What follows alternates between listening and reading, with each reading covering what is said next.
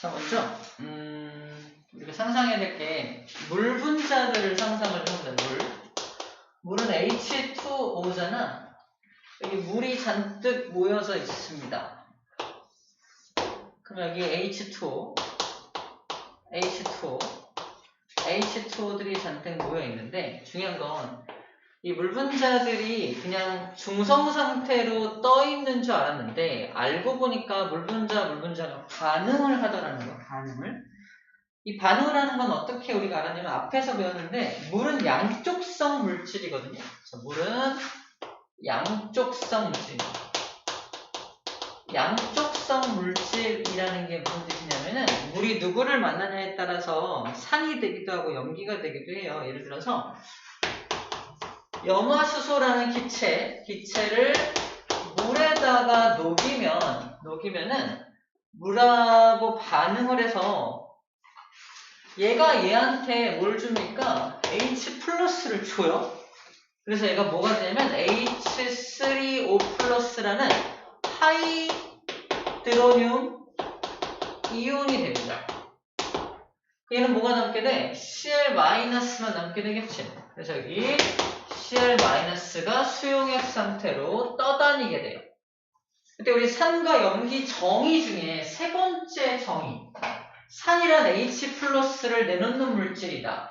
염기란 수용액 상태에서 OH-를 내놓는 물질이다. 라는 정의 말고 또 다른 정의가 있었는데 그 또 다른 정의 중에 하나가 뭐야 이거? H+라는 수소 이온을 주는 물질이 산이죠? 맞나요? 산이고 H+를 받는 물질이 염기라는 정의가 있습니다. 그래서 이 HCl은 누가 봐도 산이죠. 넌 왜 산이냐? 물어보니까 저는 첫 번째 수용액 상태에서 H+ 이온을 내놓으니까요 라고 말하기도 하지만 물하고 만났을 때 제가 얘를 만나면 쟤한테 내가 H+를 주니까요. 그래서 저는 산이에요 라고 말하기도 한다는 거죠. 잠깐만. 네. 자, 그래서 얘는 H2O라는 녀석은 수소 이온을 받았기 때문에 얘가 염기가 된다는 얘기야. 얘가 산이 되고요. 산염기에 대한 두 번째 정의입니다. H+를 주는 물질이 산이고 염기다. 여기서 물 분자는 뭐로 작용하였다? 염기로 작용하였다라는 게 포인트가 됩니다. 즉, 물 분자는 수소 이온을 받을 수 있다라는 말을 하고 있는 거야. 자, 두 번째도 볼게요. 또 누구랑 만나냐면은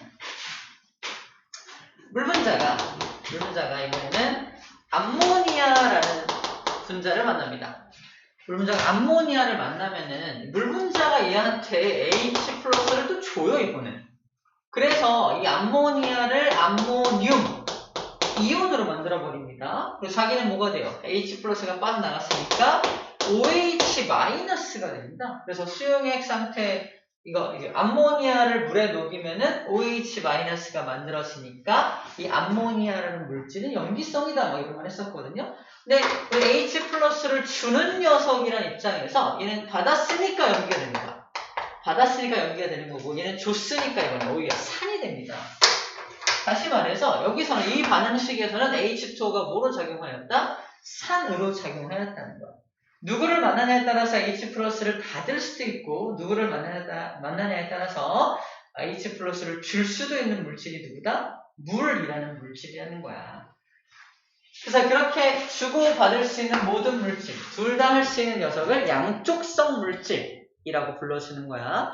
자, 이런 양쪽성 물질의 성질을 갖고 있는 물인데 물들끼리 모아놓은 거지. 물들끼리 모아놓다 보니까 물은 모든 가능성 앞이잖아. H+를 줄 수도 있고 받을 수도 있잖아요. 자, 이렇게 물들을 모아놓고 이걸 25도씨로 온도를 맞춰놓으면 25도씨라는 온도는 약간 에너지를 가했다는 뜻이야. 에너지가 약간 있는 상태라면은 물 분자가 활발하게 움직여서 서로서로 반응을 할 수 있다라는 얘기입니다. 즉 얘가 얘한테 수소 이온을 줄 수도 있다. 줄 수 있다라는 뜻이야. 그냥 줬으니까 뭐가 되겠어?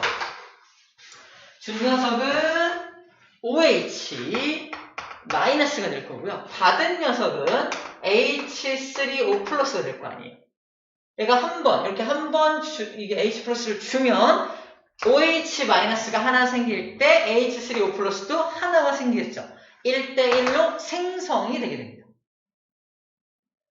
이런 현상을 물 분자끼리만 모아놨는데 그 안에서 물 분자들끼리 수소 이온을 주고받아가지고 이렇게 OH-도 만들어지고 H3O 플러스도 만들어진다는 거야. 이 H3O 플러스라는 물질은 뭐에 해당한다?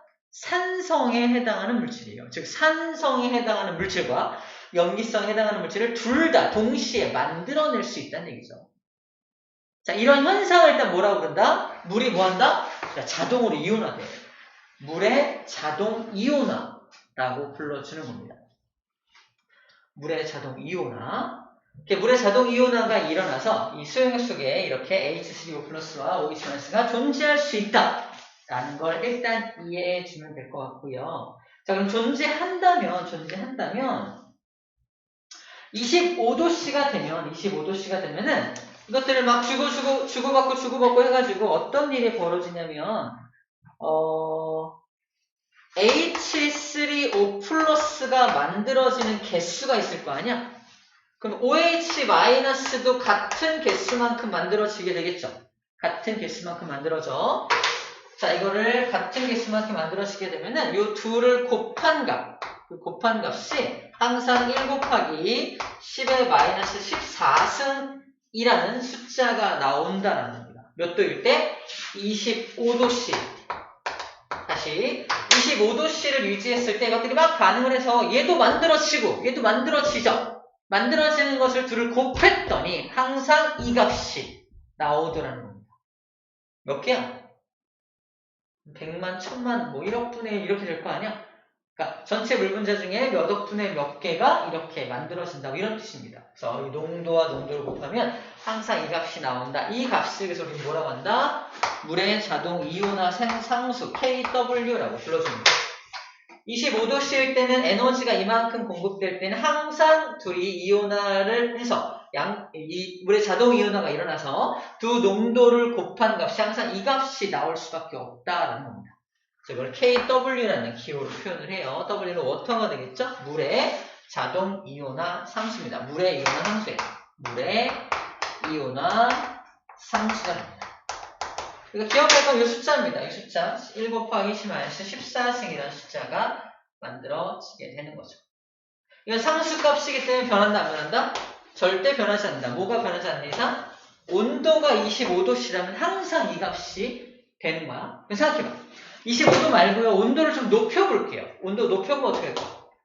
좀 더 활발하게 움직일 테니까 농도가 더 많아질 거 아닙니까? 더 많아질 테니까 이 숫자가 더 커지게 되겠죠? 이해됩니까? 그래서 물의 이온화 상수값이 더 커지게 될 겁니다. 실제로 CF 비교를 해볼게요. 30도 이렇게 해볼까? 60도씨일 때 이온화 상수값이 얼마인가 봤더니 9.61 곱하기 10의 마이너스 14승이 나옵니다. 뒤에 10의 마이너스 14는 바뀌지 않죠. 앞에 숫자가 커진 거 보입니까? 더 많이 이온화가 일어났다. 더 많은 자동 이온화가 일어났다는 걸 알려주고 있습니다. 몇 배야? 무려 9.61배만큼 늘어나게 되었죠. 반면에 온도를 떨어뜨리면 떨어지겠죠. 이온화 상수값이 작아질 거 아닙니까? 그래서 우리 책에 여기 나와 있어요. 0도씨일 땐 0.11, 20도는 0.68, 25도가 1, 41 때 2.92, 61 때 9.61 이렇게 나와 있습니다.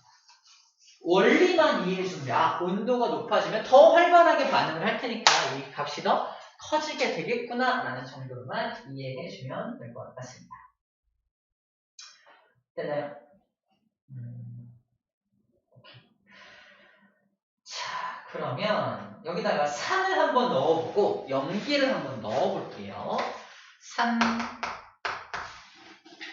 투하 25도짜리 이 물에다가 산을 넣어볼 거야. 산성을 넣어보는 거야.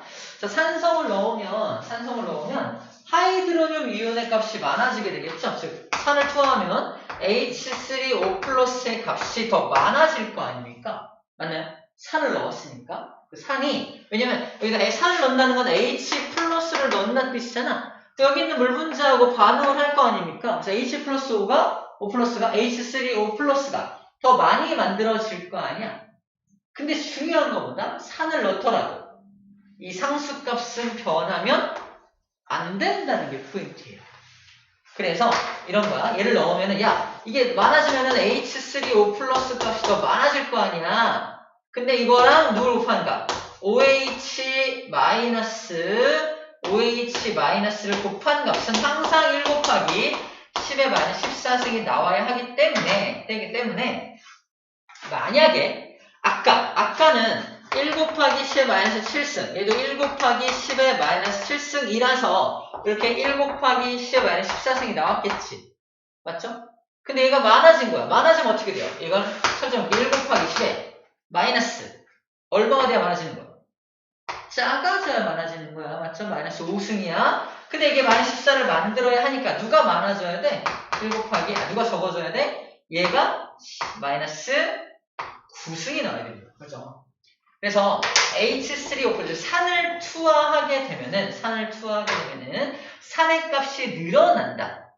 대신에 상수값은 변함이 없어야 하므로 염기성 값이 훅 줄어드는 겁니다.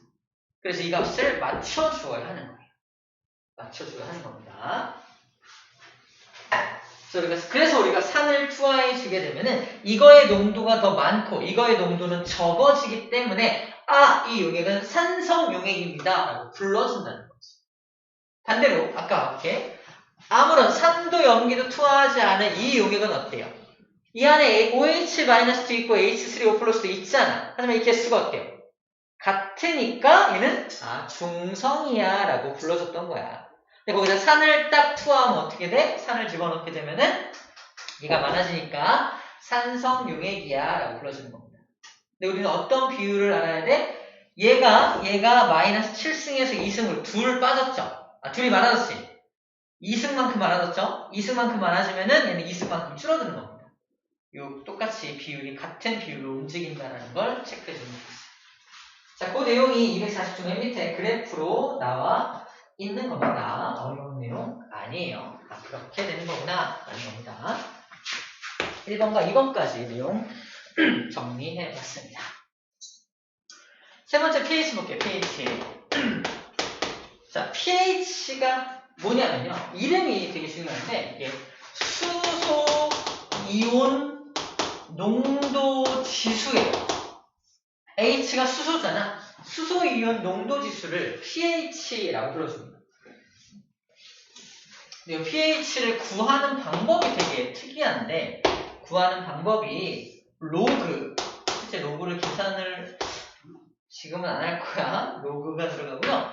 분모에 H3O 플러스 농도가 들어갑니다. 그리고 위에다가 1을 올리게 돼요. 이거를 분모 분자를 안 쓰면 마이너스 로그 H3O 플러스라고 쓸 수가 있습니다. 근데 뭐 상용 로그 이런 거 별로 안 좋아해서 이렇게 사용을 할 수 있고, 중요한 건 우리가 산성일수록 pH가 작아진다고 외웠죠. 위는 pH가 2야. 굉장히 작아. 강한 염산이 들어있어서 그래 그랬잖아. 왜 수소 이온 농도가 높아지면 오히려 pH가 떨어지냐 이겁니다. 바로 이 공식 때문에 그래요. 수소 이온이 많아질수록 분모가 커지는 거니까 분자는 떨어진다. pH는 작아진다. 그래서 얘가 높아지면 얘는 작아지는 현상을 보이게 되는 겁니다. 그렇구나. 자, 그리고 우리 물의 이온화 상수라는 개념에 맞춰서 얘가 많아지면 반대로 뭐가 떨어져요? OH 값은 떨어져야 되는 거잖아. 이런 관계가 있어서 POH라는 개념도 등장을 하게 됩니다. 얘가 수소이온 농도 지수라면 수산화이온이겠죠? 수산화이온 농도 지수가 될 겁니다. 수산화이온 농도 지수. 굳이 쓴다면 얘를 이제 분모에다가 얘를 집어넣으면 되겠죠? 중요한 건 저 관계 때문에 pH라는 값과 POH라는 값을 곱하면 항상 이 값이 14라는 값이 나와야 한다는 거예요. 예를 들어서 위가 pH가 2야. pH가 2야. 그럼 POH는 얼마가 돼야 돼?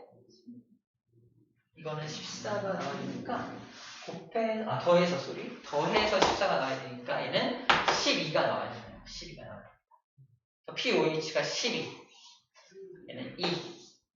POH가 크다는 건 무슨 말이야? POH 크다는 건 얘들 로그에서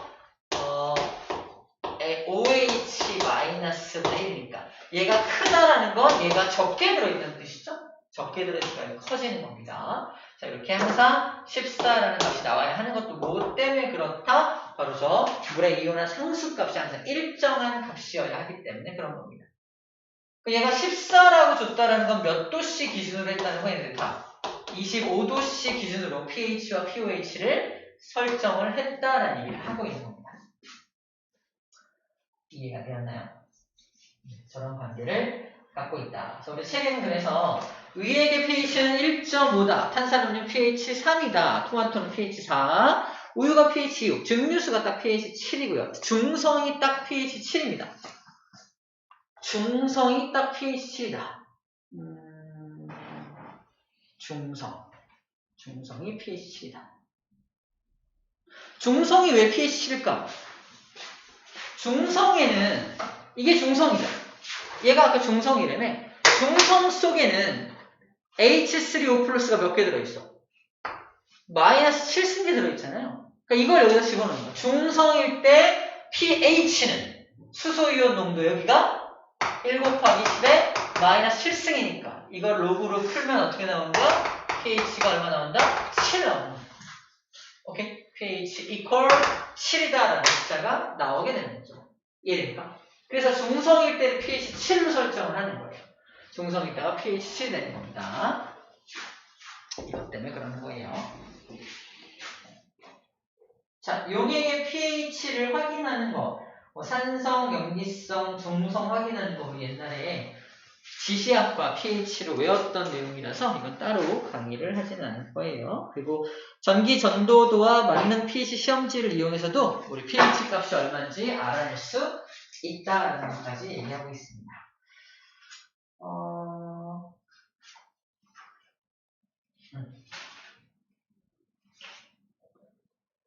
그리고 소화기관의 pH 보면은 침샘의 pH가 6.4에서 7, 쓸개는 7.4에서 8. 그러니까 침샘 쪽은 약간 중성에 가깝고 약간 염기성이고요. 위는 완벽한 이제 산성이고 나머지는 다 염기성인 거고요. 쓸개도 염기성, 이자, 소장 다 염기성이죠. 그러니까 산성인 곳이 위, 그리고 입은 약간 산성과 중성 사이가 되고요. 그건 왜 그러냐면 아마 입 속에 있는 그 세균, 벌레들 때문에 그런 걸 것 같아요. 우리 음식물을 먹으면 이빨 사이에 껴있잖아. 그 이빨 사이에 껴있는 그 약간의 음식물들을 우리 이에 사는 세균들이 막 갉아먹고서 똥을 싸는데 그 똥이 산성이래요. 그래서 입을 약간 산성이라고 그린 이유가 그런 것 같아요. 양치를 이제 막 끝낸 입은 이렇지 않겠죠. 양치를 막 끝낸 입은 7. 양치를 아직 1시간, 2시간 됐다. pH가 조금씩 떨어진다라고 생각하면 될 것 같습니다. 그래서 pH가 조금 이렇게 어디부터 어디까지라고 적혀 있는 거죠. 오케이. 여기까지가 일단 앞에서 못 배웠던 개념들이고 좀 기억이 나죠? 기억이 나죠. 그리고 이 이온화 상수를 정하는 건 또 화투에서 또 배워요. 화투에서 배우는데 그건 그때 가서 또 얘기하도록 하고 왜 저 숫자들이 나오는지에 대해서는 또 자세하게 얘기할 기회가 있을 겁니다. 자, 잠깐 숨 돌렸다가 오늘 산염기 중화 반응을 배워볼게요.